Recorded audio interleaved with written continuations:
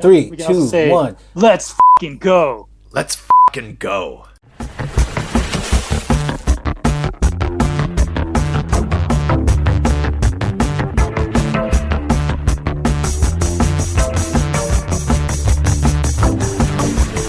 Hello and welcome to Cinema Craptaculus Presents The Expanded Universe with your hosts John H. Ford, Mario Doc Diaz, and S'more. From movies to TV series to toys to pop culture to our clear and nearly embarrassing devotion to Marvel, this is your safe space for all things geeky and where you can get your geek on. I am John H., and with me as always are my geektacular co-hosts. This is Doc. And S'more. Guys, it's been a while. Oh yeah, it's been a while. It's been a minute. It's been a while. In fact, I think we're all grandparents now, right? I'm a great-grandparent, actually. Yeah, there have been 2 more James Bond actors, and we have flying cars. We have flying cars? I thought we had teleporting cars. Doc, it's good to see you. What's up, sir? Not much. Just got back from a 2-week road trip to the Great White North. But it's good to be back, and it's good to be recording with you guys. Well, I've been looking forward to this episode because this is a movie that, we're going to talk about a movie that I really, really wish I could have seen with you guys. And Yeah. I did see it. I think we've all seen this movie. We've all seen it? Yep. Okay. Therefore, we will have spoilers. So if you have not seen... What's the name of the movie? Deadpool and Wolverine! Spoiler alert! Yeah, if you've not seen Deadpool and Wolverine, then turn this off. And basically, just our friends are listening anyway, so they've all seen it. And Our friends, you mean just the 3 of us? No, the millions of nerds around the world that love the expanded universe. So, Doc, you're really good with like history in the industry, like dates and releases and stuff. So, take us back to when this project was announced. So, Deadpool 2 came out when? Deadpool 2 came out, was it 5 years ago, right?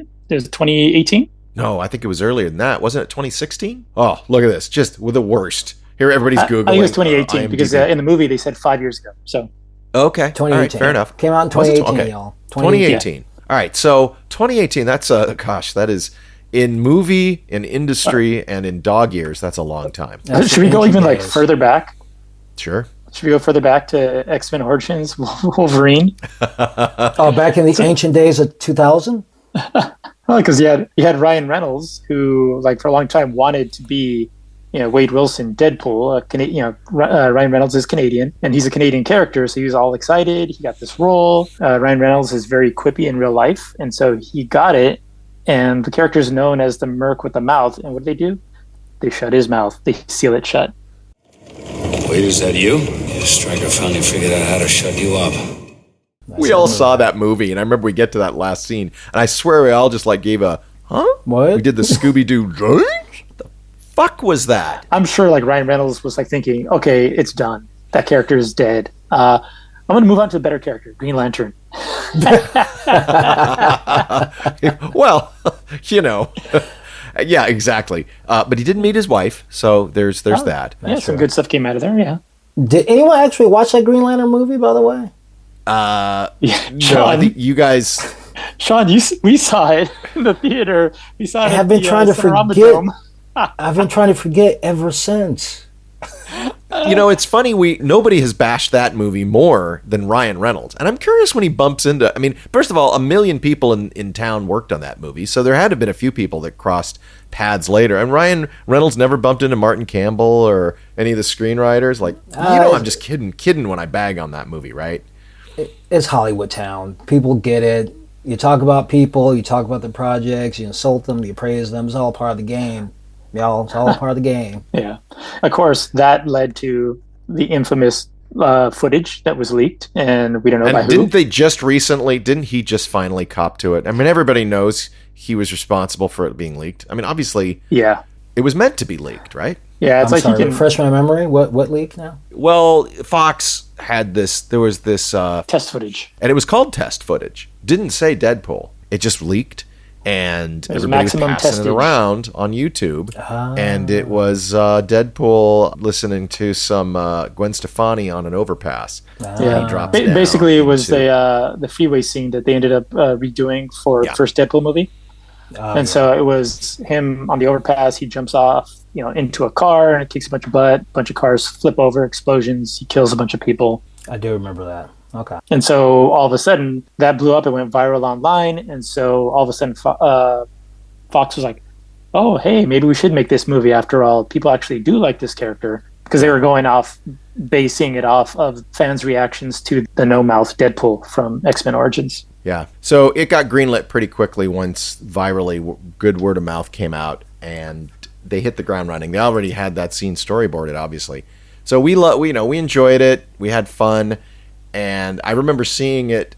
I think I saw it with one of our friends on a screening, and I was laughing nonstop. And then the sequel came out. This is still during the Fox days, so this is before. But then Disney bought the acquisition of Fox came out around the time that Deadpool 2 was released. So then they remember what they did. They did Once Upon a Deadpool. They did a re-edit where they tried to say, hey, we can bring it down, and flirted with the idea that Deadpool could exist in a Marvel universe that's PG-13. And that's right. Basically whittled some of the really hardcore R-rated material down and bookended it with scenes of Deadpool kidnapped Fred Savage and to recreate Princess Bride. Yes, that's right. Yeah, I totally forgot about that edit that they released. I completely forgot about it. But around that time, I know Ryan Reynolds was online because he was unsure. There was some uncertainty if he was going to continue as the character. He thought that they were going to recast, and he was releasing pictures online of Disney security arresting Deadpool and stuff like that. It's hard to know what's real and what's part of just viral marketing and part of just Ryan kind of off on his own. Because with his, one thing that happened around the time of Deadpool 2 and after is Ryan Reynolds becomes this larger than life character in real life. In some ways, Ryan becomes a bit of a parody of himself. Hard to tell where Deadpool ends and Ryan Reynolds starts, but also he becomes kind of there's a Ryan Reynolds-ism into the way he talks all the time. So it's hard to know if he's kind of like the way Will Ferrell presents himself, where you never know if you're getting the real person or you're getting somebody who's always on. But what he did is he parlayed that persona into the marketing of products that he acquired. Obviously, the first one to note is Aviation Gin, and then would embed the marketing for that in the marketing of a movie he's doing, and he's doing it under the banner of this new production company that he forms for marketing called Maximum Effort. And so now all of a sudden, this guy who is just this wisecracking actor who has a breakout character is positioning himself to not just be a major player in Hollywood, but a real entrepreneur that obviously people like George Clooney and several other musicians had done for years. But Ryan kind of creates this weird persona where he can kind of jump in and out of his own ads and his own products and then blend them with other things he's doing. All right, he made Ryan Reynolds a character outside of himself. Yes. So you're right, you're not sure if he's playing himself or if he's playing quote unquote Ryan Reynolds, the character. Aviation American Gin slogan take 2.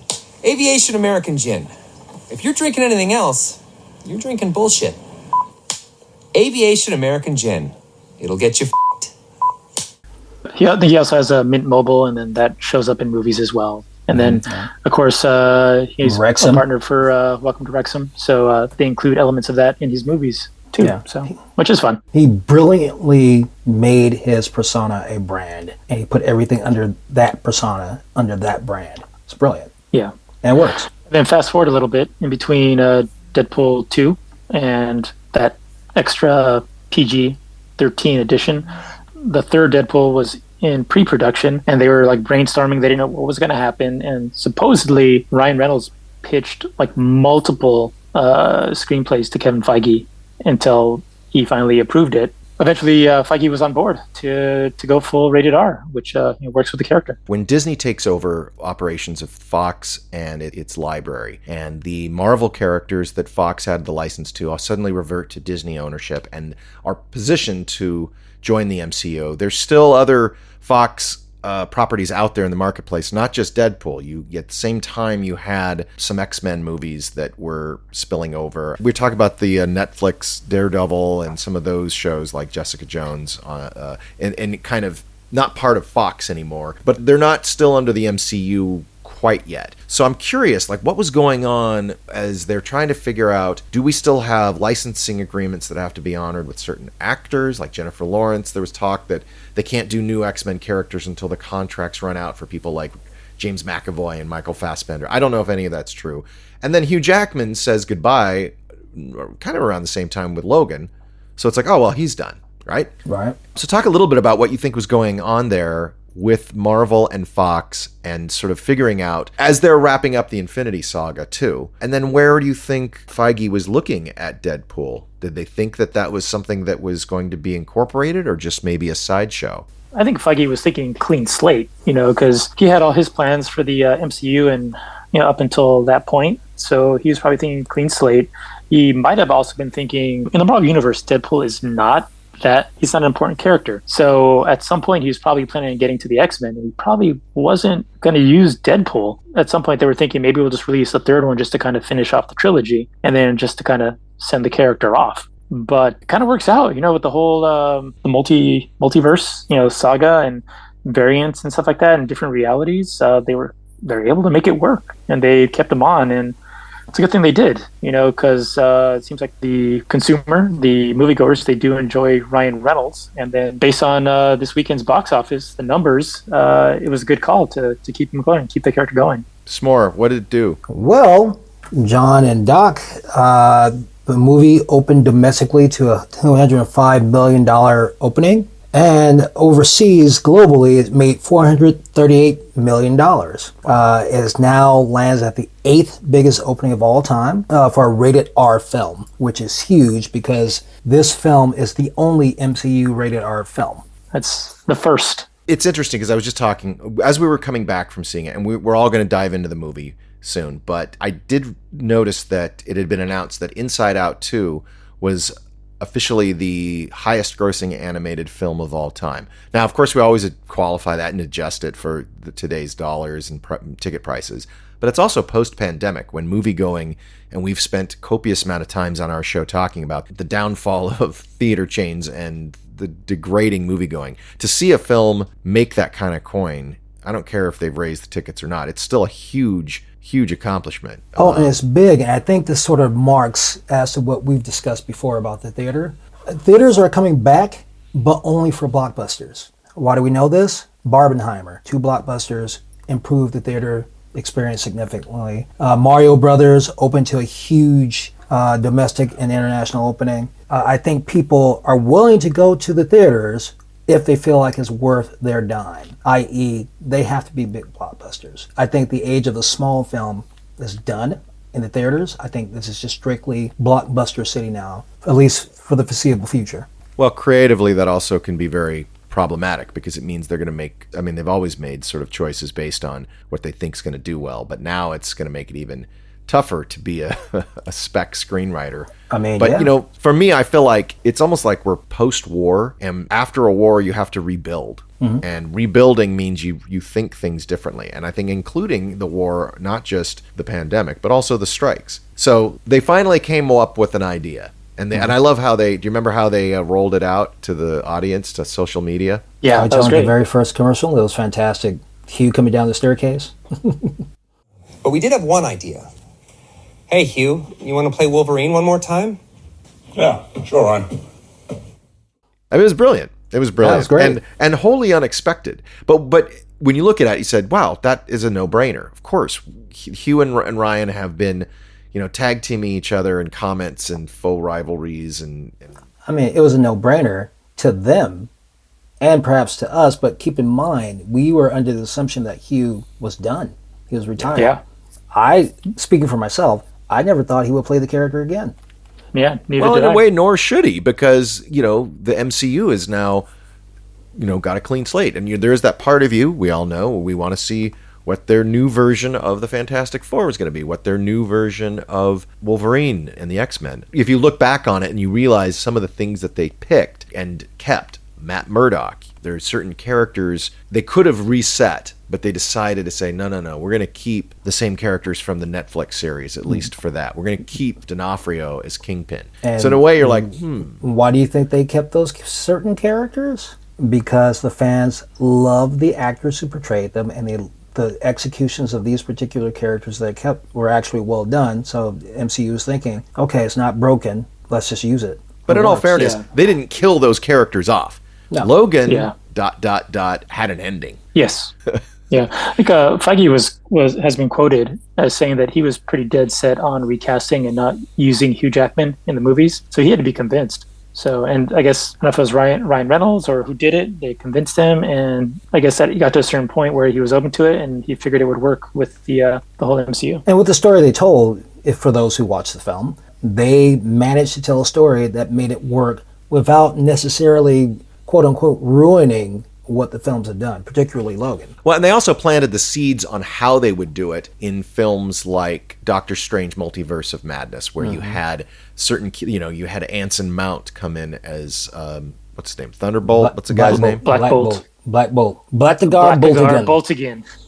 Yeah, so you're sort of bringing in, you got Patrick Stewart back as Xavier. Right. But it's a different Xavier, and so you're starting to see, like, and I'm sure Ryan was paying attention going like, hey, you guys are doing that. And a huge component that the MCU used was the television series Loki that essentially introduced the concept of the TVA, one of the main opponents of Deadpool versus Deadpool Wolverine, and the concept of the variant. They introduced the concept of the variant in that series. And so because of that, it explained essentially all the properties across the Fox and the MCU brands. Well, before we jump into the film itself, I just wanted to point out that James Mangold, the director of Logan, said that he felt the use of the multiverse is death to storytelling. What do you guys think about that? And I think you know what he's inferring. He's basically saying that when you have a multiverse, you're not telling a story because there's no stakes to the audience, because they know, like, oh, well, this character can die or this world can end.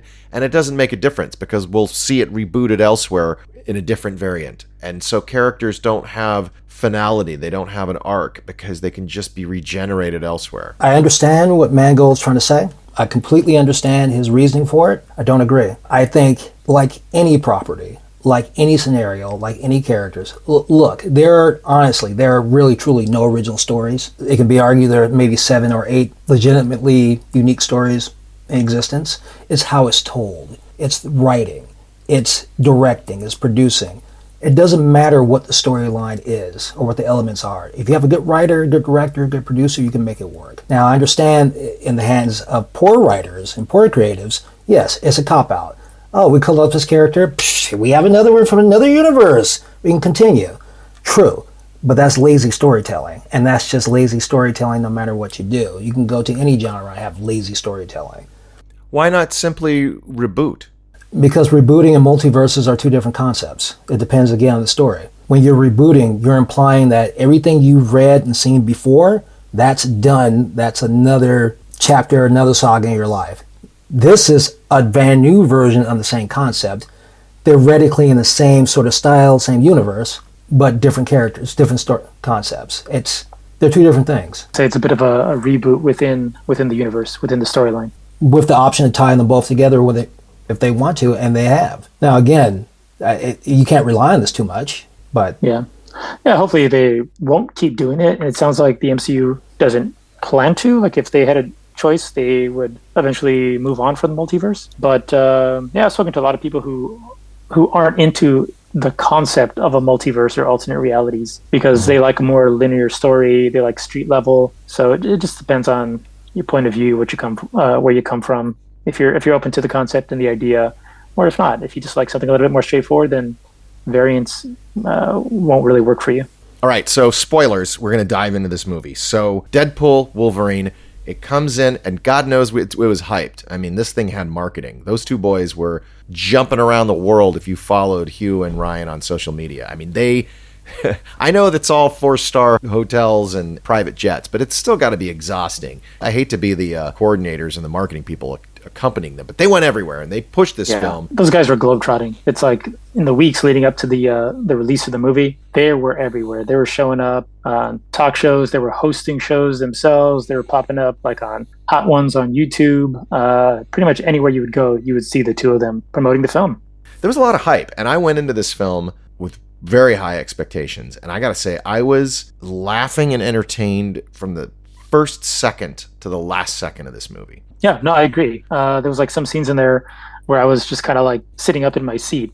Some scenes or some Easter eggs where I felt like again that little boy who grew up reading reading the books. So I'd be there, I would just be giddy. I'd be like stomping my feet. So I have to admit it.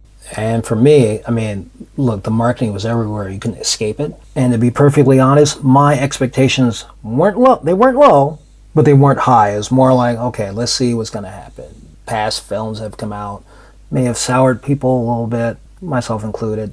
I did enjoy the first two films, but honestly, my expectations weren't sky high. I watched it. I was entertained. I laughed. I loved it. And I felt that good old feeling I used to feel when I watched Marvel films. Well, it seemed like for a guy like Ryan and Sean Levy, who, if you really look at their body of work, particularly Sean Levy, like you didn't see sort of like this professed fanboy, you didn't, which has been sort of like a subject of contention when directors get chosen. Yeah. Sam Raimi, it's like, oh no, he's a Spider-Man fan, and and Bryan Singer's like, no, I grew up watching the X-Men. And then you get other directors, James Mangold, for instance, they kind of approach it from more of a filmmaking, and then they read the source material. So I didn't really get a read on where Levy and Reynolds had done Deadpool, but I didn't know, where his allegiance was. And of course, Hugh probably had done some of his research, but seemed to be just more in love with just doing that role. It was just fun as an actor.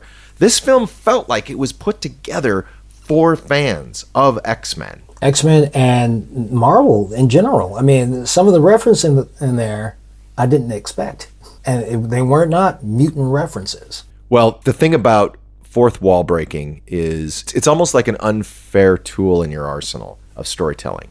Because at any moment, you can just look at the camera. Like The Office, if there's a gag that's not working, they could just have John Krasinski just look in the camera, and they know they'll get a laugh. You know what I mean? True. Like, the fourth wall is almost kind of an unfair prop that you could overuse, and other storytellers don't have it, because they have to keep it real. It's an unfair prop if you're actors who can pull it off. Not everyone can pull off a fourth wall break. And little winks and little nods. Ryan Reynolds is so good at that. Like, he's quick, where at times when I was watching the movie, I was kind of going back and forth between him making nods to the MCU or to the real world. It's like we do an Australian voice because he was speaking like Hugh Jackman and not the Wolverine character. So he would like flip-flop back and forth. And you're kind of like, okay, real world comment, MCU joke. So back and forth. And I was astounded like what he got away with, that it makes me wonder if even the participants knew in the final edit. So like, did Hugh know that they were going to make a little comment about like his divorce? The divorce, yeah. He's let himself go after the divorce. I mean, and all the other actors, the cameos, the people that, there's a little bit of baggage that some of them had, not all. Obviously, if we're going to just say it, Chris Evans' cameo, I did not know. I didn't expect that. Maybe you guys had advanced knowledge. No, had no idea. Didn't see it and when coming. he shows up wearing the blue under his little, hobo outfit, and Deadpool's getting all excited, like, because it's like, oh, it's Cap, and the way they did it was just fucking brilliant. Yeah, no, that was well done, and a good little surprise, because a lot of stuff's been spoiled on social media. I did not see that at all, and I loved it. Absolutely. I did not see Cavalrine. When Wade's collecting all the Wolverines, and they get to Cavalrine, and it's I'm looking, I'm like, wait, that's not. And I'm so embarrassed to say that, like, I looked at the back and recognized. You could tell. I could look at the muscly, ripped backside of this shirtless torso and go, I think that's Superman. Those aren't Hugh's triceps. And what do they say? They say, we'll treat you better than those a-holes down the street. Yep. Yeah. I think going into the movie, like, everyone involved pretty much knew that they were fair game for getting poked fun at. There might have been some jokes that they said, hey, that's a little too far, but self-deprecating humor was a big part of it. It's important to like laugh at yourself. So I think that's why a lot of the jokes made it through. Hey, we'll be right back. And now, back to the show. Let's take a quick moment, since we're obviously, this whole thing's spoiled, but let's talk about those main characters. Obviously, I brought up Chris Evans, but sort of main group of, we'll say cameos, but more of celebrity appearances by previous Fox. Although I don't know about one of them. I think that was New Line. But what did you guys think about that and how they handled bringing those characters back? I have to say that I didn't know all the cameos, but I expected cameos. So that was fun to see. However, one cameo caught me completely off guard and completely by surprise. And yes, John, is New Line Cinema. It was Wesley Snipes as Blade. In a million years, I didn't think that would happen. Because those who know, Wesley Snipes was the original Blade back in the 90s. And there's a film called Blade Trinity where he and Ryan Reynolds starred. And they famously did not get along at all. To the point where you wouldn't think that they would ever work with each other again. Yet here they are. And they even made comments about it. And I thought, that is fantastic. Didn't expect to see you here. There is so much inside baseball in a movie like this. If you are in the industry or even if you follow it, these little stories come up and then you kind of forget about them. I mean, I knew that he was the original Blade. And there's also the issue of Wesley Snipes and that movie franchise not maybe getting as much credit for really kickstarting. Yep. The cinematic Because universe. up until then, there were only, there were the Batman movies. And that was it. Yeah.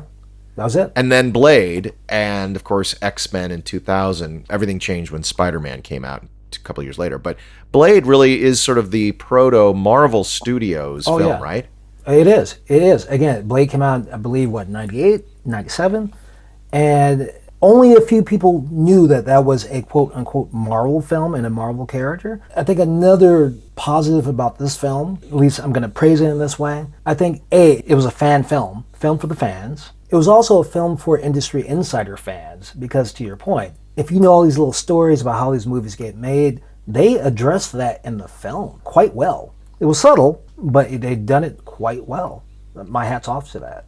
Doc, what did you think of the other characters in those scenes, in that core group of team that Wade stumbles onto? When I was watching it, I was thinking, keep them coming. I just wanted to see who else they were going to bring back in. Unlike you guys, I was a little bit more spoiled because I spent more time online. So there's a lot of rumors going around as to who was going to be in the movie. But yeah, some of those, I was also trying not to hear too much. So it was really cool just seeing all those characters. Like you were saying with Wesley Snipes showing up, I was like really surprised because the beef that he and Ryan Reynolds had making Blade Trinity. But yeah, like another like insider storyline was the whole Gambit, not Gambit thing, where years back, 20th Century Fox published a giant cast photo with like all the characters and actors that they were going to use moving forward, including all the younger X-Men that they had and the new Fantastic Four, the Fan Four Stick version. And then Channing Tatum was in there too. And nothing ever happened to that. It was very Universal Dark Universe kind of thing where they said, hey, this is the cast. And some of those actors got to continue in those roles and make movies, but Channing Tatum, and they made references to it in this movie, he was like, yeah, someone's story never got to be told. And he was basically just poking fun at himself and what happened there. And I'd heard that Charming Potato, that Channing Tatum's, his announcement as a Gambit in a solo movie was back in 2014, so it was 10 years ago. But then I'd seen on the internet, and I don't recall if this was true at the time, that back in 2006 that he was supposed to be Gambit introduced in X3, in Brett Ratner's Last Stand, but it was cut. I don't know if that's true. I don't know. Channing Tatum would have been pretty darn young back then, so maybe the character was supposed to have been introduced, but we didn't actually see Gambit until X-Men Origins Wolverine with, what's his name? Taylor Kitsch. Before we move on, did that Gambit come out after they announced Channing Tatum as Gambit or before? Before. Before. No, Taylor Kitsch was Gambit before. Yeah, 2009. So what did you guys think of Jennifer Garner? Did she sort of get hers for all the years of kind of, I don't want to say humiliation, but like she did not get a fair shake as Elektra. She didn't. And when she was Elektra before, I wasn't for it back in the day. Watching Elektra now in this film, I'm like, wow, girl, you go, girl, you look she good. Looked buff. I mean, she looked good. Like kind of the years, kind of like Brosnan when he finally got James Bond. Like kind of like that made her look a little more grizzled. And wow, she looks fierce. Yeah. She had the arms. Like her arms were like all cut and buff. She looked like a warrior. I'm like, where's this Elektra? Clearly not bothered by no more Matt Murdock. I'm good. I like the comment. Yeah. Okay, so yeah, the parade of cameos is now coming full force. And that becomes sort of an issue too with, I think, some of these films. I think people started to make those criticisms back with Doctor Strange and Spider-Man No Way Home. That now with the multiverse, it just becomes audience sit there looking at their watch, see, okay, who's gonna be showing up next? Which character? Which cameo? Which famous person? All right. What do you guys think about that? Is that fair criticism, or do you think that like, well, in Deadpool, it's like the cannonball run, more the merrier? Here's what I'm going to say about this. It's going to sound like a cop-out. It's going to sound like I'm straddling the fence, but this is how I really feel. I understand both angles of this argument. On the one hand, if you're a film studio and you have a franchise that makes billions of dollars, and you trained your audience to come in to expect certain things to happen, and they do it, they essentially follow your nudging, they do it, and you make money from it, why would you stop that formula? Why would you not do it? It works. It makes money. From a business point of view, you keep doing that because it makes money. So it's like the post-credits Easter eggs. It's like you've already sort of established and trained your audience. That's your part of your branding, it's part of your trademark, you must do it. On the other hand, as a creative, I can understand too how that dilutes the flavor, so to speak. When you get to a point where you're not watching movies not for the story, but for who's going to show up, that tends to skew decisions, in my opinion, that aren't based on what the character is, but rather what the box office can bring in or what the flavor of the month is. And there's a couple of castings that I won't name, that I won't go into, that feel like is doing this. They're cast simply because they're a name. They're popular. And unless, again, you have a handful of good creatives that can spin it somehow and make this work, I just think that's a cop-out, creatively speaking. But I understand. Yeah, I think it depends on the movie. There's some movies that lend themselves to it. I think the story is important. So if the story lends itself to it, then go ahead and have fun with it. Have the cameos.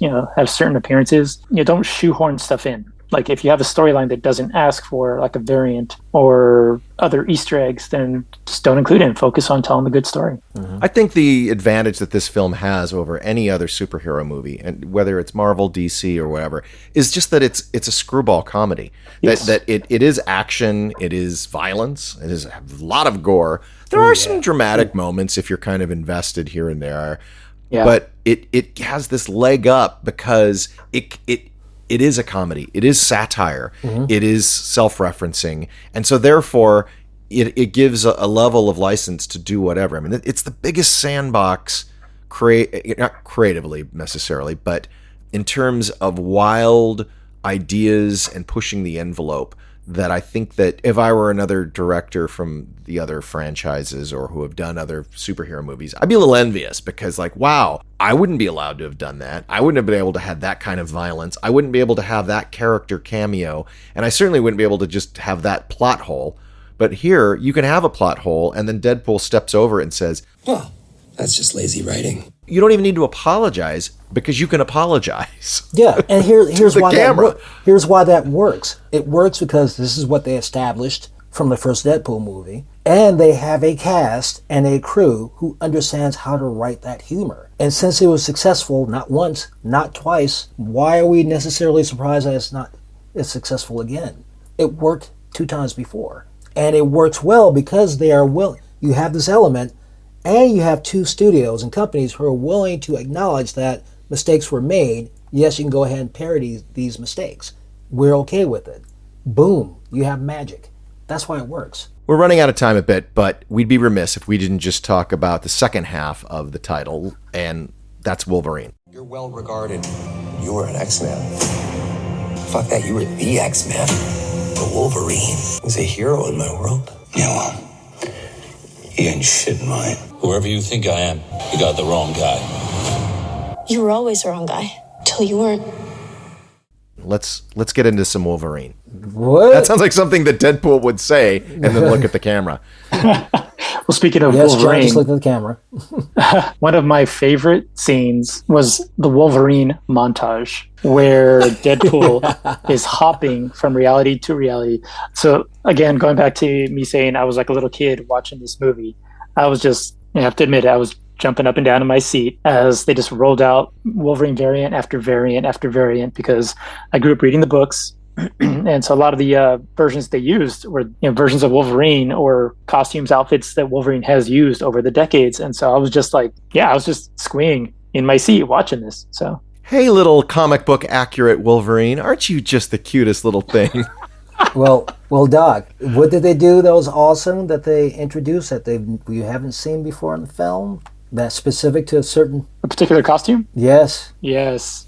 S'more and I are huge fans of the brown and orange or brown and yellow costume from, I guess, most of the 80s. And believe it or not, in that the rebooted X-Men title, Jim Lee's, he actually had the brown and yellow outfit in that issue. And then at some point, like second issue, they switched to the blue and yellow that so many people like. But I got to see the brown and yellow costume on screen, and I was just like, yo, they finally did it. We got to see it. I know people were a little disappointed because they felt, in a way, they're kind of running through the scenarios that people are hoping to see later. Like, oh, well, hopefully they'll reboot X-Men, and when they do bring in Logan and Wolverine, he'll be fighting the Hulk. So in a way, they kind of like step on that now. I mean, they could technically still do it. But I think they also looked at it from, we're never going to please all the fans with whatever we do in sort of the real world of however the X-Men are rebooted. Why not just sort of throw this, smorgasbord in a montage? And, do you think they stepped on stuff, though? I don't think they stepped on it. Well, I wouldn't say stepped on it, but you saw they show the Hulk, and they show him in that outfit. Remember when you met the Hulk in Canada or wherever? They've automatically kind of taken that not off the table, but they got to it first. They got to a short Wolverine first. Yeah, but keep in mind that the majority of people watching this film, they aren't hardcore, die-hard comic book fans like we are. No, they're not nerding out over every little thing. In fact, they're probably puzzled, like, wait, why is everybody cheering because he's got an eye patch? What? Yeah, well, why is he fighting the Hulk? When did this happen? Yeah, why is he short? I think the snippets were so quick that I don't think it would really ruin it. I'm still looking forward to, in the future, a Wolverine versus Hulk fight scene. I do want to see that live action. But in that one scene, what I really liked was I like how they quickly just recreated the McFarlane cover with Wolverine having his claws and you see the reflection. That was brilliant. That's a classic cover, and they just recreated that in live action, even if it was for a few seconds. So brilliant. Hugh Jackman, supposedly, he was the one that called Ryan Reynolds, and he's going around, of course, being asked like Sean Connery's asked on the press tour for Never Say Never Again. Why'd you come back? You said you were done. You had a great ending. Why? It can't just be about money. Although anybody in Hollywood gets divorced knows a lot of decisions are made about money. But he said that he was that when he announced that, okay, we're making Logan with James Mangold, and yes, this is my swan song, he immediately regretted it. And I don't know if it's the regret of I probably physically could still do more, or I love this character, or I'm cutting off, my bank account in the future. Hard to say. Could be a little bit all of it. A lot of actors do wrestle with, I probably could keep going, and they do pass their expiration date. We can rattle off a few: Harrison Ford, Bruce Willis, Keanu Reeves. There's several that just, probably should let it go. Keanu's brilliant. Leave him alone. But Hugh's doing The Music Man at the time, and he trimmed down because he's, doing 8 shows a week. And then he does this little social media video where he's eating cereal and agrees to do another Wolverine. And my first thought was, that man's heart's going to give out, because if he's going to try to go back into what we expect Wolverine to look like, man's going to kill himself. Well, he'll die doing what he loves. Speaking of which, the shirtless scene in the movie, was that you? Was that you? Yes, he pulled it off. Like, just like superimposes it? He's like, you know what? Take care of that in post. This is my gut right now, and you get to stand in for that. Well, and that gets into the strikes and what happened in this film, which most films don't ever have happen naturally. The strikes came in. First the Writers Guild, then the SAG-AFTRA strike, and virtually halted this film for 6 months. Yeah, so production shut down. He used that time to work out. Is that what you're saying? There were some snide commenting throughout the internet that they continued throughout the strike. And I can't speak definitively. I didn't work on it. And I don't know where Ryan was when the writer's strike, what he was doing. All I know is that Jackman was doing a walkabout in the UK. And I saw that guy popping up in hikes and in pubs and in museums. Like, if they were working on that movie during the strike and scabbing, Hugh Jackman was not involved because he was enjoying the time off, believe me. John, how often do you stalk Hugh anyway? How often do I stalk Hugh? Once a week, couple of times a week, couple times a month? Well, let's see. I'm on Instagram and, we saw him walking in the forest? Wait, what? Well, I didn't see him, but he would post. Oh, if I saw him in the forest, yeah, that would be bad. I would probably, I would be like some weird forest animal, like trailing him from behind. Yeah, before the release of the movie, I was like kind of joking around because we had seen some scenes where Hugh was sleeveless, and sometimes he had the sleeves in the costume. So I was like, pre-strikes, he was sleeveless. Post-strikes, he's like, screw it, just give me sleeves. Fix and post. There were a few close-up shots where like you could tell like he had like 3 days of growth. Like obviously he had shaved and like, oh shit. Yeah. You know, and there were, you know, but I think overall they did a pretty good job. There's a lot they can hide digitally. And obviously with Wade, I mean, he's in a mask most of the time. And so there's a lot that you may not know were gaps in between, but it didn't feel, whereas when I saw Indiana Jones and the Dial of Dysentery, that film felt like there were parts where definitely the pandemic stoppages definitely showed. But this film, which wasn't pandemic stopped, it was because of guild strikes, I didn't feel it. I think the final product looked pretty dang good. It was good. It was really pretty good. consistent straight through. Real quick, going back to the muscles, like say if there was a chance that their muscles shrank from lack of working out during those 6 months, it's like with Jane Foster, they helped her out with CGI muscles for Thor. So she worked out a little bit, but it just wasn't enough. So they gave her a little push. So if they wanted to, with like what they can do now with CG, they could just go in there and just touch up some muscles. But he was super cut, though. Was that all CG, or is he just naturally gifted? Body double? They just like drop his head on someone else? I don't think so. I mean, we've seen Hugh Jackman jacked. I think the guy is just, you know, I'm not saying he doesn't have help, you know, chemically, but I don't know. But I think it's. Oh. Well, we saw him like that in the Wolverine, but like how many years ago was that? What's the age difference? I don't know, but there is an ego, I think, component to Jackman saying, I want the audience to see the real deal. That Daniel Craig had a bit of that with Bond that was almost a little unnecessary, frankly. You don't need that. But yeah, we'll never know. But I think ultimately with AI on the horizon, it's going to be harder for us to really... That's why I think Tom Cruise is really pushing the promotion of his stunts, is like, no, you're seeing something real. You're getting, you're seeing a 65-year-old man putting his life on the line. Yeah, you're not getting synthetic food. This is a real deal. Okay, let's get into some final thoughts as we wrap up on this film. What are some final thoughts you guys have about Deadpool and Wolverine? I had a great time watching it, pretty much straight through. It was fun. I was laughing. I loved the action.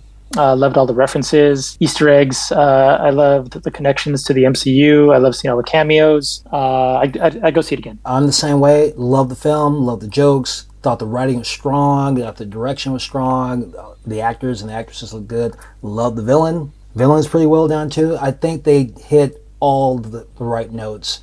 And my hope is that the MCU is on a particular good track, especially with this film. And especially the opening it's received so far. It's not a criticism, my one question is, and again, my fault for following all social media and being sucked in by the rumors, is it me, but were you guys expecting Dazzler? I mean, Taylor Swift's supposed to be Dazzler, right?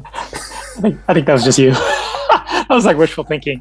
I'm waiting for Taylor. I'm waiting for Dazzler to show up. Like, hey, it's all right, Swifties, you guys are gonna be happy. Wait, where's Dazzler? Where's Taylor Swift? Well, there was a lot of rumors swirling whether Taylor Swift was involved. And of course, we know that I think they just sort of agreed to say that, yes, it was Blake Lively doing the voice of Lady Deadpool. And she was ambiguously rendered with her ponytail, comic book accurate, by the way, that like maybe that's Taylor Swift. I think it was fun that they didn't take the mask off, just like with there were at least 2 characters that Matthew McConaughey voiced, Cowboy Deadpool. Yeah. Yeah, so that was fun. But where's Dazzler, though? Where's Taylor Swift as Dazzler? That's all I care about. Well, you've got reboots to come. I was disappointed that we didn't see Squirrel Pool. So Squirrel Pool. Yeah. I was a little concerned with, Hugh Jackman doing his character. It's not just a straight man with a comedian. His character was built on being kind of like a really dimensional character. I was just concerned that he could not just undo his legacy playing a character because Logan killed him off, but just that to just make him a jokey character, I thought was going to be sort of the biggest error that I think would mess up Hugh's decision. And they actually gave us a Wolverine that to me felt like it leapt from the comics, not just visually, No, that was a big part of it. But it felt like I was reading one of those one-off graphics novels where we're seeing a version of Logan and the X-Men told in a very tragic way. And I appreciated that. And what I also didn't expect as we got into the credits was that it dawned on me that this film, and I'd have to sort of sit down with Kevin Feige and say, was this your way of saying, guys, let's not just shit on all the work, because he was a part of all those Fox movies. Oh, he was. That's true. That's true. And I think everybody's been so quick to say, oh my God, I'm so glad they're going to redo the Fantastic Four, because God, that one with Miles Teller sucked. And oh my God, the ones with, with Jennifer Alba kind of were shitty, and the Daredevils. And I think this was a way to say, like, guys, there's a fan base that actually did like those movies. Those actors actually were kind of popular in their roles. People worked hard on those movies. Kevin Feige saying, I worked hard. Yeah, I'm really happy that Iron Man came out and that dice roll that we all did with the investors panned out. But we were working hard in other areas. Yeah, they were licensed to other studios with studio decisions that maybe we don't agree with, whether it's Spider-Man or the X-Men, Bryan Singer, But I thought it was a nice send-off, not just to clean the slate and make way for the new MCU iterations that'll come down the road. But, and yeah, a little cliche with Green Day, time of your life. But I thought it was really touching to sort of say, like, yeah, Fox is in the rearview mirror, but you know what? We have a lot of emotional attachment to that 20th century Fox logo. I really appreciated that. I was very touched in those credits. I didn't expect to be. No, I appreciate that. I thought it was well done. Hey, Ford, really quickly, a little while ago, you said you'd have to sit down with Kevin Feige and discuss it. When is that lunch? Is that this coming week, or is that in 2 weeks? When did you have that on your schedule? Here at Expanded Universe, part 2 of our very long Deadpool Wolverine is I'm going to sit down with Kevin Feige. Anyway, yeah, I thought it was a lot of fun. My only regret is I didn't get to see it with you guys because of cross-continental challenges. But well, you know what? Fly out here and we'll see it again. Okay. All right. Well, it's a deal. That's a great place. I think it's a good place to wrap up. I think we covered a lot, although we didn't mention Dogpool, a.k.a. Mary Poppins. Mary Poppins. Love for Mary Poppins. That's the little doggy's tongue. Mary Poppins and the Golden Guns. Do you know how they got that dog to lick Ryan Reynolds' mouth? Pebble on his face. Ryan Reynolds? No, they smeared salmon paste on his mouth. He's like, you try salmon paste and have this dog lick your face at 8 a.m. See how you like it. The crazy thing about that is that Ryan Reynolds was licking him back. In some of those scenes, crazy. He was like licking back, and I was just like, whoa, okay. I thought it was like he was committed because he was licking the dog back, but now you're saying there was salmon paste involved? I'm like, whoa. That dog won like I think it was like the UK's ugliest dog contest. And I think the dog, someone will correct me, is connected to the royal family. Really? So inbred? No, I think... explains the tongue. No, that's exactly what crossed my mind. I don't know. My better half mentioned something about Kate Middleton, but I don't know. I could be wrong. I will be excommunicated by the king. Thanks again to those of you both openly geeky and closeted geeky for joining us on this expanded universe journey. This has been Doc, and with me, as always, are my geektacular co-hosts, John H.H. and S'more. And remember that this is your safe space to talk about all things geeky and where you can get your juggernauts off. What? Nuts off! No, wait, what are we saying? Geek out. Geek out! Geek out! Okay, 3, 2, 1. Let's fucking go. I would do both. This is all, I'm leaving all of this in, by the way. And remember that this is your safe space to talk about all things geeky and where you can get your juggernauts off. Geek out! Thank you for listening to Cinema Craptaculus Presents The Expanded Universe. We've got lots of fun topics coming up in the future, but if you have any suggestions, go ahead and find us on the socials at Craptaculus and let us know what you want us to talk about. Also, be sure to check out our flagship show on Cinema Craptaculus. Say that 3 times fast. Flagship show on Cinema Craptaculus. Cinema Craptaculus. It's the one that started it all with Stephanie, Dave, and John. We have a hoot and holler and good time reviewing some of the latest streaming films, so be sure to check it out. Until then, have a craptaculous rest of your week.